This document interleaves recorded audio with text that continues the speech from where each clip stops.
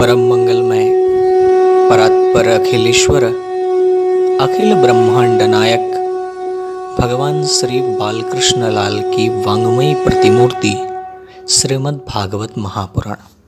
सच्चिदानंद रूपाय विश्वोत्पत्त्यादि Hathaway तापत्रय विनाशाय श्री कृष्णाय वयं नमः।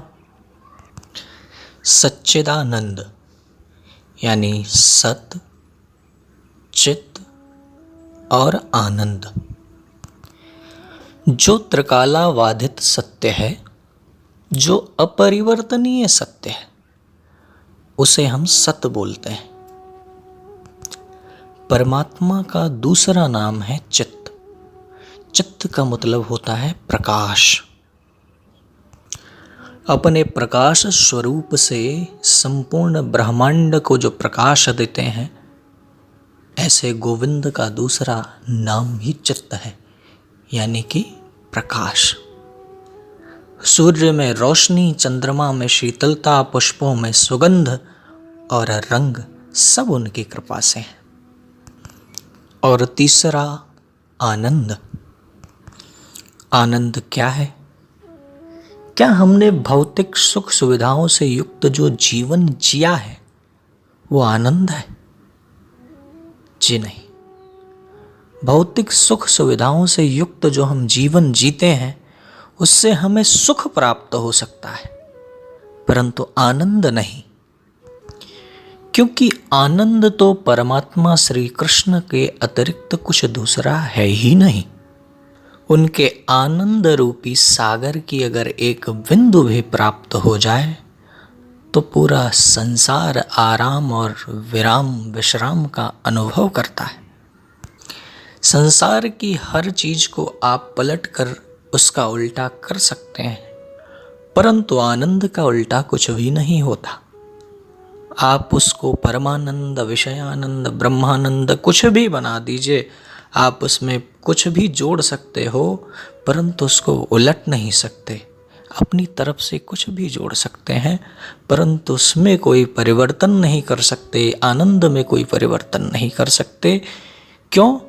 क्योंकि आनंद साक्षात श्री राम है, श्री कृष्ण है, गोविंद ही आनंद है। अवध घर आनंद भयो, जय राजा राम की। नंद घर आनंद भयो, जय कन्हैया लाल की। इसलिए सत भी श्री कृष्ण, चित भी श्री कृष्ण और आनंद भी श्री कृष्ण। सच्चिदानंद स्वरूप भगवान श्री कृष्ण है। सच्चिदानंद रूपाय विश्वोत्पत्त्यादि हेतवे, यानी विश्व की उत्पत्ति, पालन और लय, उनका हेतु भी भगवान श्री कृष्ण ही है। जिनके मुस्कुराने मात्र से इस सृष्टि का सृजन होता है, जो जरा सा गंभीर हो जाए तो इस सृष्टि का पालन होता है। जिनकी जरा सी भौहें टेढ़ी कर लेने से ये संसार सागर प्रलयंकारी समुद्र में डूब जाता है। तो इस सृष्टि के उत्पत्ति, पालन और लय के हेतु भी भगवान श्री कृष्ण ही हैं। तापत्रयी विनाशाय श्री कृष्णाय वयं नमः। तापत्रय, आध्यात्मिक ताप, आधिदैविक ताप, आदि भौतिक ताप, तीनों प्रकार के तापों को जो विनष्ट करते हैं। दैहिक, दैविक, भौतिक तापा, राम राज्य काहू नहीं व्यापा। तीनों प्रकार के तापों को विनष्ट करने की क्षमता भगवान के नाम में है। ऐसे परमात्मा राम, ऐसे परमात्मा श्री कृष्ण, श्री कृष्णाय वयं नमः। ऐसे परात्पर नारायण श्री कृष्ण को हम प्रणाम करते हैं। वयं नमः, हम प्रणाम करते हैं। भागवत के महात्म्य के प्रथम श्लोक में इस प्रकार श्री कृष्ण भगवान की वंदना की गई। पुराणों की कथा के लिए हमारे शास्त्रों ने एक बहुत ही पवित्र भूमि का वर्णन किया है जिसका नाम है नैमिषारण्य। नैमिषारण्य की पवित्र धरा पर 88,000 संत विराजमान थे। उनका संपूर्ण जीवन ही भगवत चर्चा थी। अपने ही बीच से किसी संत को वो वक्ता बना करके वे भगवत की चर्चा करते, आपस में ही भगवत लीलाओं का श्रवण पूजन करते। शौनक आदि बोलते हैं उन ऋषियों को। आज उन ऋषियों के मध्य में भगवान वेदव्यास जी के परम प्रिय शिष्य आचार्य सुखदेव जी के गुरु भाई ऋषि सूत जी पधारे। उन ऋषियों ने विभिन्न प्रकार से सूत जी का अभिवादन किया और निवेदन किया कि हे सूत जी, मानव के जीवन में अंधकार रूपी जो अज्ञान बैठा हुआ है, उस अज्ञान रूपी अंधकार को दूर करने के लिए आप करोड़ों सूर्य के समान हैं। इसलिए आज हमें ऐसी कोई कथा आप सुनाएं जो कानों के माध्यम से अमृत रस का कार्य करे। उन ऋषियों ने सूत जी से निवेदन किया कि आप हमें कोई ऐसी कथा सुनाइए जिस कथा को सुन करके मनुष्य का दुख दूर हो। यानी कथा सुने हम और दुख दूर हो मानव मात्र का। श्रेष्ठ में भी जो श्रेष्ठ हो, पवित्रों में भी जो पवित्र हो, ऐसी कोई कथा जो गोविंद को प्राप्त कराने वाली हो। साथियों, एक बात मैं आपसे निवेदन करना चाहूँगा। महाभारत में भगवान वेदव्यास जी ने ये निवेदन किया है कि हमें जीवन में अन्न का कोई कण और संत का क्षण, ये दोनों बर्बाद नहीं करने चाहिए। किसी भी महापुरुष के दर्शन होने पर सांसारिक वस्तुओं की प्राप्ति की कामना नहीं करनी चाहिए। परमात्मा के प्राप्त होने के मार्ग के बारे में उनसे दिशा निर्देश प्राप्त करना चाहिए। महापुरुषों से पुत्र प्राप्ति की कामना, दुकान चलने की कामना, फैक्ट्री में बरकत होने की कामना, इन सब चीज़ों से संबंधित प्रश्न नहीं करना चाहिए। महापुरुषों का सत्संग अगर प्राप्त हो तो उनसे सिर्फ गोविंद के मिलने का मार्ग पूछना चाहिए। मित्रों, हमें दुख और सुख दोनों की प्राप्ति हमारे द्वारा किए गए कर्मों के माध्यम से ही प्राप्त होती है। परंतु अगर गोविंद को प्राप्त करना है तो वो किसी सत्संगी महापुरुष की कृपा से ही प्राप्त होंगे। अवश्यमेव भुक्तव्यम कृतं कर्म शुभाशुभम। जैसा भी अपन कर्म करेंगे उसका परिणाम तो हमको निश्चित रूप से मिलेगा। परंतु कोई संत अगर कृपा कर दे तो आपको गोविंद की प्राप्ति हो सकती है। इसलिए किसी संत से अगर आपका सरोकार हो तो निश्चित रूप से उसे परमात्मा के प्राप्त होने के मार्ग के बारे में पूछें। आदरणीय सूत जी ऋषियों के इन प्रश्नों को सुनकर के बहुत ही प्रसन्न हुए। सूत जी बोले, एक पल भी जिस मनुष्य के जीवन का भरोसा नहीं है, उसे गोविंद को प्राप्त कराने का अगर सामर्थ्य किसी में है तो वो भागवत की कथा है। ऋषियों, वह श्रीमद् भागवत की कथा ही है जो हमें गोविंद को प्राप्त करा सकती है। और ये भागवत की कथा तो देवताओं को भी दुर्लभ है।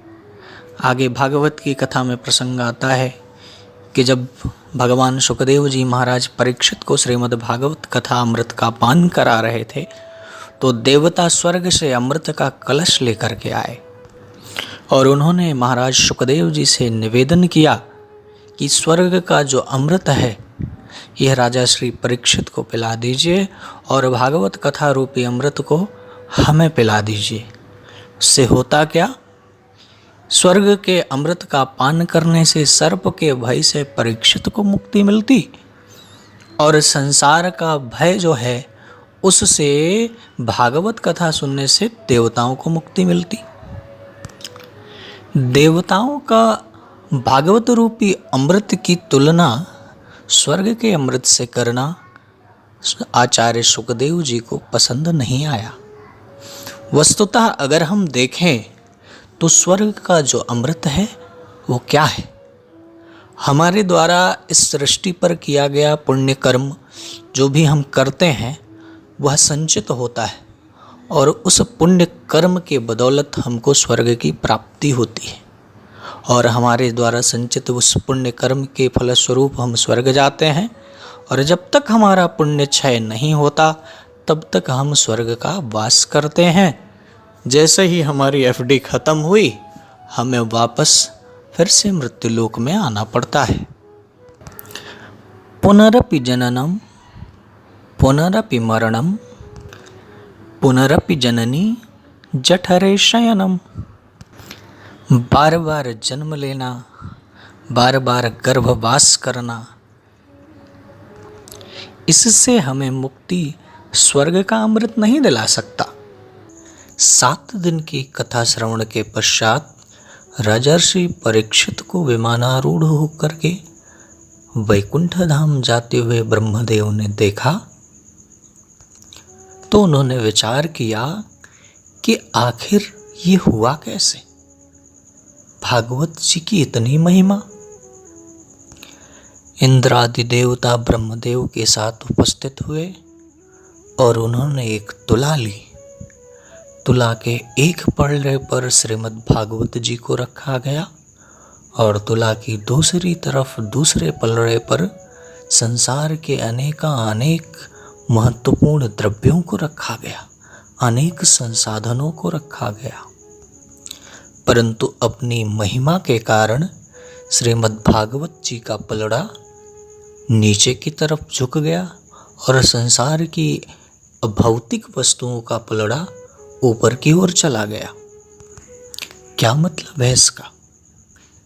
जिसकी महिमा भारी होगी, जिसमें वजन होगा, वह नीचे की ओर जाएगा। ब्रह्मदेव ने देवताओं से कहा, न तो ये पुस्तक है, न ये कोई ग्रंथ है, यह साक्षात गोविंद का वांग्मय स्वरूप है। ब्रह्मादि देवताओं ने भागवत जी को दंडवत प्रणाम किया। सूत जी ने ऋषियों से निवेदन किया कि वही कथा मैं आप लोगों को सुनाऊंगा। देवर्षि नारद ने यही कथा ब्रह्मदेव से सुनी थी, परंतु इसके सप्ताह श्रवण की जो विधियां हैं वे उन्होंने सनत कुमारों से सुनी। एक बार क्या हुआ कि नारद मुनि कुछ विचलित से परेशान से विशाला क्षेत्र में बद्रीनाथ धाम में विचरण कर रहे थे और वहाँ पर उनकी भेंट सनत कुमारों से हो गई। सनत कुमारों ने उनसे निवेदन किया कि हे ऋषि, आप तो आनंद मूर्ति श्री कृष्ण के परम उपासक हैं, आप विचलित क्यों हैं? क्यों परेशान दिखाई पड़ रहे हैं? नारद जी बोले, महाराज मैं आप ही को ढूंढ रहा था, अच्छा हुआ आप हमें यहीं मिल गए। नारद जी बोले, महाराज मैंने पृथ्वी के हर क्षेत्र का भ्रमण किया, परंतु मुझे यहाँ कहीं शांति नहीं मिल रही। लोगों की वृत्तियाँ बदल रही हैं, लोग दुराचारी हो रहे हैं, लोग अपयश फैला रहे हैं, लोगों की प्रवृत्ति बदल रही है। एक बार भी लोग अगर सत्य संभाषण करते हैं तो अपने आप को हरिश्चंद्र के समान समझते हैं, गाजे बाजे के साथ इसका प्रदर्शन करते हैं, और अगर कहीं अपराध करते हैं, कोई दुष्कर्म करते हैं तो चेष्टा ऐसी हो गई है कि पड़ोसियों को भी खबर न हो। आश्रम में जाकर देखा संतों का सम्मान घट गया है, परिवार में वृद्धजनों का कोई सम्मान नहीं करता, उनका आदर नहीं करता। नारद जी बोले, इससे भी ज़्यादा आश्चर्य तो मुझे तब हुआ जब मैं वृंदावन गया। माता पृथ्वी भक्ति के दुख से पीड़ित है, भक्ति के कष्ट को देखकर माता पृथ्वी भी दुखी है। यमुना किनारे देवी भक्ति खड़ी हैं, हजारों देवियां उनकी सेवा में लगी हुई हैं, परंतु उनकी दो पुत्र ज्ञान और वैराग्य वहीं जमीन में सुषुप्ता अवस्था में वृद्धावस्था में पड़े थे। भक्ति ने अपना परिचय देते हुए मुझे अपने दुख का कारण बताया। भक्ति देवी के कष्ट को देखकर मुझसे रहा न गया और मैंने ज्ञान और वैराग्य दोनों के बुढ़ापा को दूर करने का सतत प्रयास किया। वेद वेदांत का मैंने पाठ किया, बार बार मैंने गीता का पाठ किया, परंतु जितनी देर तक मैं पाठ करूं उतनी देर तो वो युवा अवस्था को प्राप्त हो जाते, परंतु जैसे ही पाठ बंद करता फिर से वो जमीन पर वृद्ध होकर गिर पड़ते। मैंने भक्ति को भी उनके स्वरूप का बोध कराने का प्रयास किया, उनको समझाया कि देवी, जिस घर में तुम जाती हो वहां तो परमात्मा को आना ही पड़ता है। गोविंद ने मुक्ति को तो तुम्हारी दासी बनाकर छोड़ा है, परमात्मा गोविंद ने तो तुम्हें मालकिन बना रखा है। भक्ति देवी ने कहा, वो सब कुछ ठीक है नारद जी, परंतु आप मेरे दुख को समझिए कि माता युवती और उसके पुत्र वृद्धावस्था को प्राप्त हो जाएं, इससे बड़ा कष्ट क्या हो सकता है। मैंने अपने अनेक प्रयासों से उनके बुढ़ापे को दूर करने का प्रयास किया, परंतु मैं सफल न हो सका। अंततः दैवीय प्रेरणा हुई कि इनके बुढ़ापे को दूर करना चाहते हो तो सत्संग करो। इसलिए मुनियों, अब आपकी शरण में मैं आया हूं। अब मैं आपके पास उस सत्कर्म के बारे में जानने आया हूं कि वह कौन सा सत्कर्म मुझे करना चाहिए जिससे सुख की अनुभूति हो, ज्ञान वैराग्य दोनों पुष्ट हो सके। कृपया मुझे उस सुख के बारे में बताएं। सनत कुमार मुस्कुराकर बोले कि जिस सत्संग के लिए, जिस सत्कर्म के लिए आपको कहा गया है, वह सत्कर्म तो भागवत ज्ञान यज्ञ है। नारद जी बोले, मैंने वेद का पाठ किया, वेदांत का पाठ किया, अनेक बार गीता पाठ किया, उससे उनका भला नहीं हुआ तो भागवत से क्या होगा।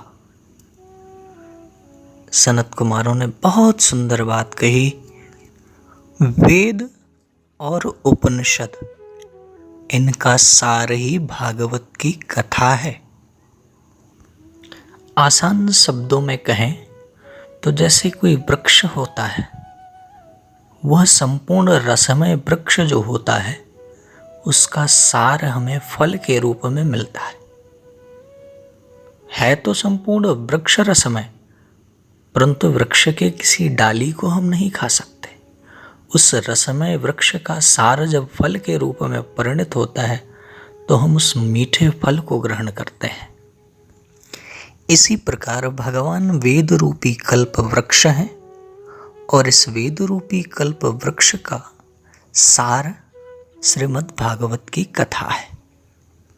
यानी इस कल्प वृक्ष का जो फल है वह श्रीमद् भागवत कथा है। इसमें वेदों की निंदा नहीं है।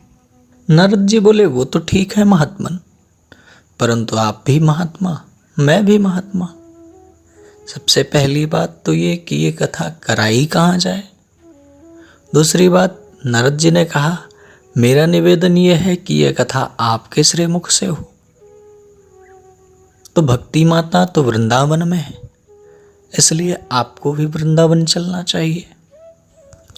सनत कुमारों ने कहा, थोड़ा हम नीचे उतर चलते हैं, थोड़ा भक्ति माता से निवेदन करिए वो आगे की तरफ बढ़ जाएं। तो बद्रीनाथ और वृंदावन धाम के बीचों बीच मध्य में जो जगह है वह है हरिद्वार। हरिद्वार में गंगा किनारे एक आनंद नाम का तट है। आनंद नाम के इस तट पर एक बहुत बड़ा विशाल वटवृक्ष है, जिसकी छाया बहुत दूर दूर तक जाती है।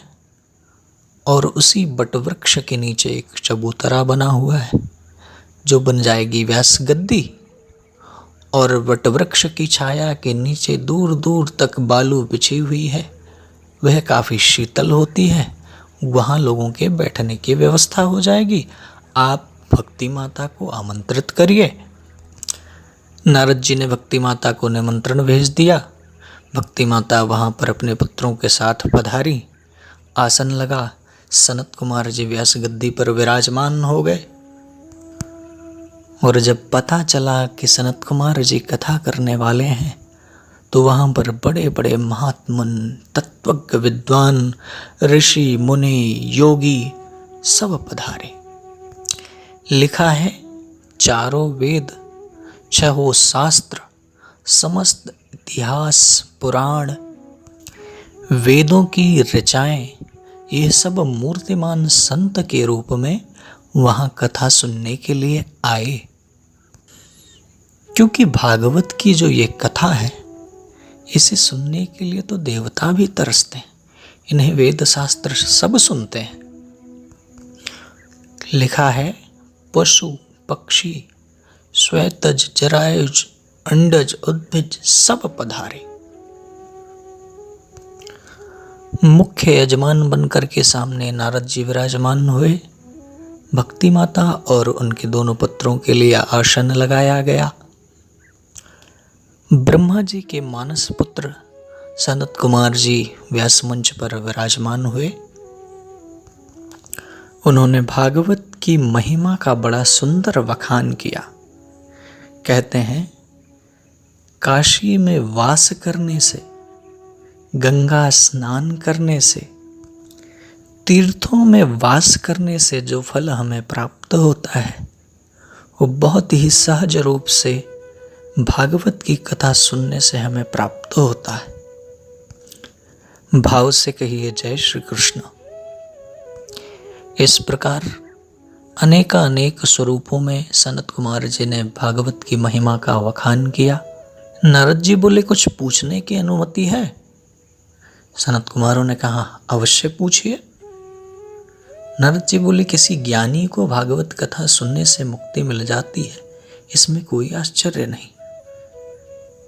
किसी भक्त को भागवत कथा सुनने से मुक्ति मिल जाए, इसमें कोई आश्चर्य नहीं। परंतु किसी पापी को भागवत कथा सुनाने से उसके जीवन में कोई परिवर्तन आता है? किसी दुरात्मा को अगर हम भागवत की कथा सुनाएं, तो क्या उसका अनुराग गोविंद के चरणों में बढ़ता है? सनत कुमार जी कहते हैं, जिस मनुष्य ने अपने जीवन में कभी भी कोई सत्कर्म न किया हो, जो दुराचार परायण रहा, हमेशा क्रोध की अग्नि में जलता रहा हो, कुटिल हो, खल हो, कामी हो, वह व्यक्ति भी अगर इस सप्ताह कथा श्रवण का लाभ लेता है, तो निश्चित रूप से उसके जीवन में परिवर्तन आता है। जो व्यक्ति झूठा हो, जिसने वृद्धजनों का अपमान किया हो, अपने माता पिता का सम्मान न किया हो, ऐसे व्यक्ति को अगर किसी माध्यम से भी भागवत की कथा सुनने का अवसर प्राप्त होता है, तो उसके जीवन में निश्चित रूप से परिवर्तन आता है। यदि कोई पापी आत्मा अपने जीवन में पाप कर्म करते करते अकाल मृत्यु को भी प्राप्त हो जाता है, तो और मृत्यु प्राप्त होने के बाद वह प्रेत योनि में भी भटकता हो, तो उसके निमित्त भी अगर हम श्रीमद् भागवत की कथा करा दें, तो वह मुक्त हो जाता है। नारद जी बोले, कृपया इसकी व्याख्या करें। इसके संबंध में कोई प्रामाणिक कथा आप हमें सुनाएं। सनत कुमार जी ने कहा, तुंगभद्रा नदी के तट पर उत्तम नगर का एक ग्राम था। उस गांव में आत्मदेव नाम के एक ब्राह्मण निवास करते थे। उनकी धर्मपत्नी कर्कश स्वभाव की थी। घर में गौ माता है जो बांझ हो चुकी है, और किसी संत के माध्यम से उनको पता चला कि इसका कारण पुत्र का न होना है। निराश होकर वो वन की तरफ गए। वहाँ पर उन्होंने अपने प्राणों को त्याग देने का विचार किया। कोई संत उन्हें वहाँ मिल गए। उन्होंने उनको समझाया और एक फल दिया कि इसे अपनी पत्नी को खिला देना, उन्हें संतान की प्राप्ति हो जाएगी।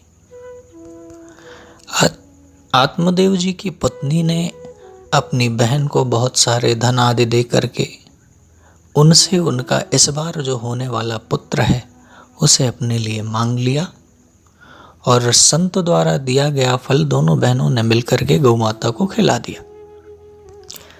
बहन से जो पुत्र उत्पन्न हुआ उसे लेकर के उसका नाम रखा धुंधकारी, और कुछ समय पश्चात गौ माता से जो पुत्र उत्पन्न हुआ महात्मा जी के फल के प्रभाव से, उनका नाम रखा गोकर्ण जी महाराज। शरीर तो उनका इंसान के बालक जैसा ही था, परंतु उनके दोनों कर्ण जो थे वो किसी गौ के बछड़े जैसे थे, इसलिए उनका नाम गोकर्ण रखा गया।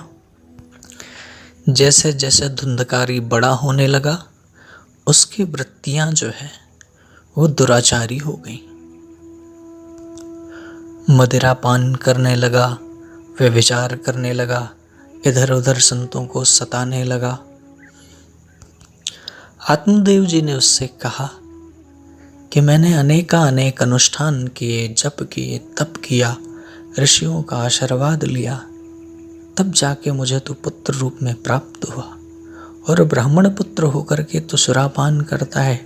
तेरी वृत्तियां राक्षसों जैसी हो गई हैं।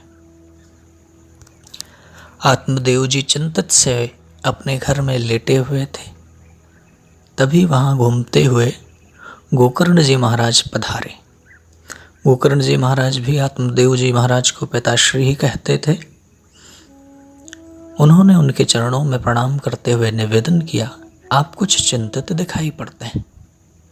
आत्मदेव जी ने कहा, धुंधकारी ने इस घर को नरक बना दिया है। इच्छा तो होती है कि वन को चला जाऊं, परंतु मेरे मन का जो वैराग्य है वो इतना प्रबल नहीं है कि मैं वन को चला जाऊं। इसलिए हे पुत्र, कृपया मेरा मार्गदर्शन करो। गोकर्ण जी महाराज ने कहा, इस शरीर को आत्मा मानना बंद कर दीजिए। हमारा सबसे बड़ा दोष यही है कि हम इस अपने शरीर को आत्मा मानने की भूल कर बैठते हैं। मैं तो चिन्मय शाश्वत अविनाशी आत्मा हूं, ऐसा विचार करिए। चल रे हंसा अमर लोक को, यहाँ कोई नहीं तेरा है। जग वालों का हुआ सवेरा, अपना हुआ अंधेरा है। धर्म की दो महत्वपूर्ण बातें हैं, एक लौकिक धर्म, दूसरा भागवत धर्म। समाज में यश कमाना, धन कमाना, अपने आप को प्रतिष्ठित करना, अपने परिवार को पोषण देना, उनकी जिम्मेदारियों का निर्वहन करना, यह लौकिक धर्म है। और सब प्रकार के कर्मों से हटा करके मन को परमात्मा के चरणों में लगा देना, ये भागवत धर्म है। आप कहते हैं वन में जाने के लिए प्रबल वैराग्य नहीं, घर को इसने नरक बना दिया है। हे पितृदेव, यदि वन में जाने से परमात्मा प्राप्त हो जाते तो न जाने कितने पशु पक्षी हैं जिनका जन्म ही वन में होता है। वास्तव में तो ये जो मन हमारा है, ये ही बंधन और मुक्ति दोनों का कारण होता है। विषयों से आसक्त मन हमें बांधता है, और विषयों से अनासक्ति हमारे मुक्ति के मार्ग को प्रशस्त करती है। हमारा मन स्वतंत्र होता है। मन को एकाग्र करते हुए घर को ही वन बना लीजिए। और हे पिताश्री, यदि आपका मन गोविंद में नहीं लगता तो आप अपने तन से उनकी सेवा कीजिए। आप अपने तन से भी गोविंद की सेवा करेंगे तो उनकी सेवा का ये परिणाम होगा कि उस परिणाम से वो आपके मन को अपनी सेवा में आकृष्ट कर लेंगे। पिताजी को उपदेश करके गोकर्ण जी महाराज तीर्थ यात्रा में चले गए। धुंधकारी अपने वृत्तियों से परेशान माता श्री को उसने कुएं में धक्का दे दिया। कुछ दिनों के पश्चात जो उसके पास द्रव्य संसाधन उपलब्ध थे, उनके लालच में वेश्याओं ने उसकी हत्या कर दी और उसको जमीन में दफना दिया। धन लेकर के चली गई। मृत्यु के पश्चात प्रेत योनि में धुंधकारी इधर उधर भटक रहा है।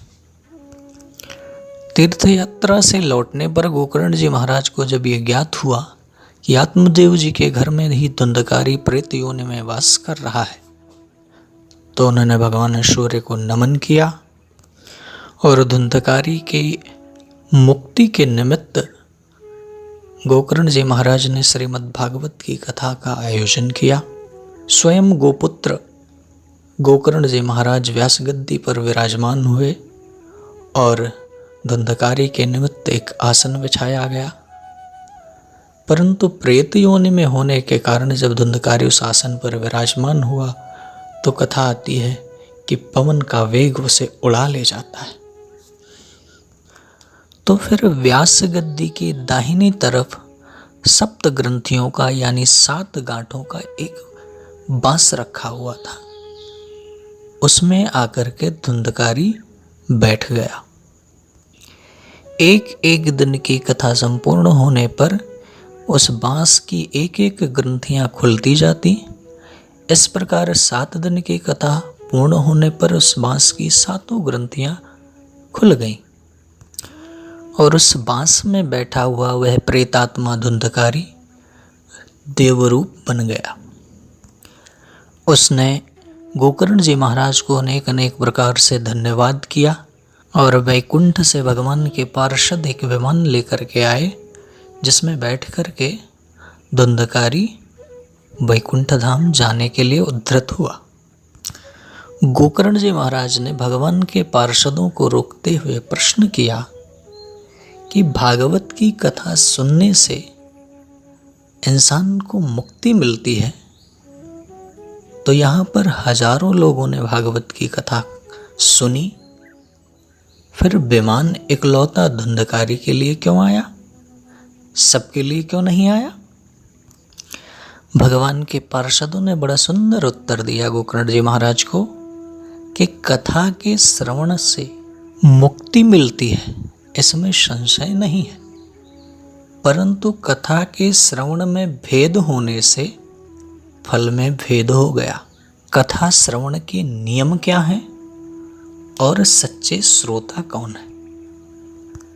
कथा का सर्वप्रथम मन से श्रवण करिए, फिर उसका चिंतन करिए और चिंतन के माध्यम से उसी प्रकार का आचरण करने की चेष्टा करिए, आचरण करने का प्रयास करिए। जो कथा को एक कान से सुन करके दूसरे कान से निकाल दे, वह उत्तम कोटि का श्रोता नहीं होता। वास्तव में तो वह सोता हुआ व्यक्ति माना जाता है। परंतु जो कथा को एक कान से सुनकर उसे अपने जीवन में आत्मसात कर ले, उसका चिंतन और मनन करे, अपने जीवन में उतार ले, सर्वोत्तम क्वालिटी का श्रोता वही होता है। उसे हम सच्चा श्रोता कहते हैं। कथा सुनने के बाद हमारा जीवन कैसा हो? तिनके से भी हल्का। अपने आप को तिनके से भी हल्का समझिए और वृक्ष से भी ज़्यादा अपने आप को सहनशील बनाइए। गोकर्ण रूपी विवेक से जब ज्ञान रूपी भागवत की कथा का हम श्रवण करेंगे तो अहंकार रूपी धुंधकारी चला जाएगा कथा 7 दिन में ही क्यों पूरी होती है? क्योंकि 7 दिन ही परमात्मा के द्वारा बनाए गए हैं। इन्हीं 7 दिनों में हमारा जन्म होता है, इन्हीं 7 दिनों में हम अपने कर्मों को करते हैं, इन्हीं 7 दिनों में हमारी मृत्यु होती है। रवि, सोम, मंगल, बुध, बृहस्पति, शुक्र और शनि, इसके अतिरिक्त 8वां दिन तो परमात्मा ने बनाया ही नहीं। पूर्व के बिताए गए हमारे 7 दिनों की अशुद्धि को दूर करना और आने वाले अगले आपके जो 7 दिन हैं उनको निर्मल बनाना, ये हमारी 7 दिन की कथा का मुख्य उद्देश्य होना चाहिए। हमारे शरीर के अंदर की जो 7 ग्रंथियां होती हैं, अविद्या, अस्मिता, राग, द्वेष, अभिनिवेश, अहमता और ममता, एक एक दिन की कथा से हमारी सब ग्रंथियां खुलती जाएं, और जिस दिन सब ग्रंथियां खुल जाएं उसी दिन तो विमान आएगा, और विमान आ गया तो समझो गोविंद प्राप्त हो गए। भाव से कहिए जय श्री कृष्ण। भागवत सुनने के कुछ नियम हैं। उसमें सबसे पहला नियम, शुभ मुहूर्त में कथा का आरंभ करना चाहिए। बिना मुहूर्त के भी कथा सुन सकते हैं, उसका कोई दोष नहीं है, परंतु अगर शुभ मुहूर्त का चुनाव करेंगे तो उसका पुण्य जरूर अधिक होगा। व्यास गद्दी पर विराजमान होने वाला वक्ता विरक्त होना चाहिए, वैष्णव होना चाहिए और धर्मशास्त्र का ज्ञाता होना चाहिए। सदाचारी और संतोषी ब्राह्मण को ही वक्ता बनाना चाहिए। विरक्त ब्राह्मण की विशुद्ध परिभाषा आपको सुदामा जी के चरित्र से मिलेगी। भागवत जी में सुदामा जी को विशुद्ध विरक्त ब्राह्मण की संज्ञा दी गई है, जो परम संतोषी है। गृहस्थ जीवन में भी जो संतोषी व्यक्ति होता है उसकी विरक्त की ही संज्ञा होती है। शुद्ध शाकाहारी वैष्णव ब्राह्मण सर्वथा शुद्ध वक्ता होता है। रामकृष्ण विष्णु के जो आराधक हैं वह वैष्णव होते हैं। कथा के बीच में आलस्य न हो, निद्रा न आवे, इसके लिए बीच बीच में जय घोष, संकीर्तन, शंख का उद्घोष, ताली, इन सब चीज़ों को शामिल करना चाहिए। 5 ब्राह्मणों का वर्ण करें। वक्ता के बगल में कीर्तन आदि की सुंदर व्यवस्था करें। सुंदर वेदियों का स्थापन हो, देवताओं का स्थापन हो। जो मुख्य जजमान हो, कथा उनकी 1 मिनट भी छूटनी नहीं चाहिए। शुद्ध अंतःकरण से कथा सुने। कथा के समय देश दुनिया की बातों को अपने दिमाग से निकाल देना चाहिए। किसी भी व्यापार, परिवार और किसी भी मामले का चिंतन कथा के बीच में न हो, ऐसा प्रयास करें। व्यास गद्दी पर व्यास के विराजमान होने से पूर्व ही कथा स्थल पर आ जाएं। फलाहार लेकर के कथा सुनिए, या सुविधाजनक हो तो एक टाइम भोजन करके सुने, या घी दूध आदि का पान करके भी सुन सकते हैं। दोनों टाइम भोजन करके भी सुन सकते हैं। उससे भी अगर आपको समस्या है तो आप 5 बार भोजन करिए, 6 बार भोजन करिए, परंतु कथा सुनिए। कथा सुनने के बीच में लघु शंका, दीर्घ शंका, इस चीज़ को ध्यान में रखना है, वो वर्जित है, इसलिए आपको भोजन इत्यादि इसी हिसाब से करना है। दूसरी सबसे महत्वपूर्ण बात ये कि कथा सुनते समय आपका शरीर कमज़ोर होता है, आपका दिमाग आउट ऑफ कंट्रोल हो जाता है, आप परेशान होते हैं। तो ऐसी स्थिति से बचने के लिए अपने शरीर को संतुलित आहार देना परम आवश्यक है। इसलिए भोजन इत्यादि का जो भी विचार हो वह संतुलित रूप से आप जरूर लें। यह कथा का नियम है, क्योंकि मुख्य रूप से आपकी कथा न छूटे ऐसा प्रयास करना चाहिए। अगर आपको बहुत अधिक भूख लगती है तो आपका कथा में मन नहीं लगेगा, इसलिए इन सब चीज़ों का ध्यान रखकर ही कथा श्रवण करें। ये नियम है कथा का। कथा के प्रसंग के दौरान धीरे धीरे ज्ञान और वैराग्य दोनों पुष्ट होते गए और युवावस्था को प्राप्त हुए। भक्ति माता की खुशी का तो कोई ठिकाना ही नहीं रह गया।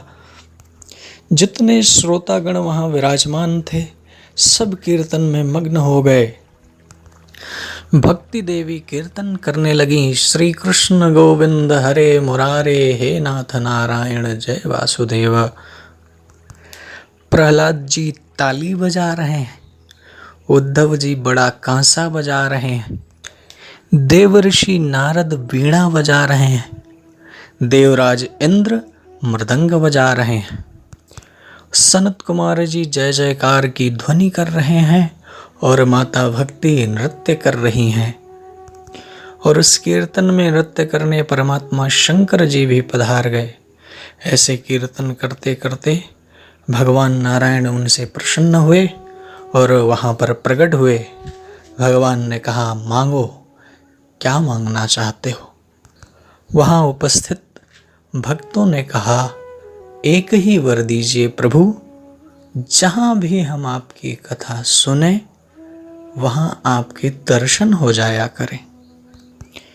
भक्ति की पुष्टि, अहंकार का नाश, ज्ञान वैराग्य का संवर्धन और परमात्मा गोविंद की प्राप्ति, यही भागवत का सार है।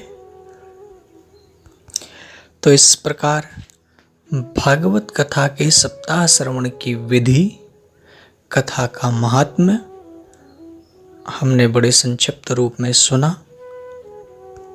अगले भाग में हम सब भागवत की मूल कथा को आज श्रवण करेंगे। मूल कथा को विस्तृत रूप से आपके समक्ष रखने की कोशिश करूंगा। यहाँ पर मैंने भागवत के महात्म्य और कथा श्रवण की विधि का बड़े ही संक्षेप स्वरूप में वर्णन किया है। हम आशा करते हैं कि भागवत जी की कृपा आप सबको प्राप्त हो। हमारे साथ बने रहिए। यथाशीघ्र हम भागवत के दूसरे भाग के साथ मिलेंगे जिसमें भागवत की मूल कथा होगी। बोले बाल कृष्ण लाल की जय। श्रीमद् भागवत महापुराण की जय। सद्गुरुदेव महाराज की जय। जय जय श्री राधे।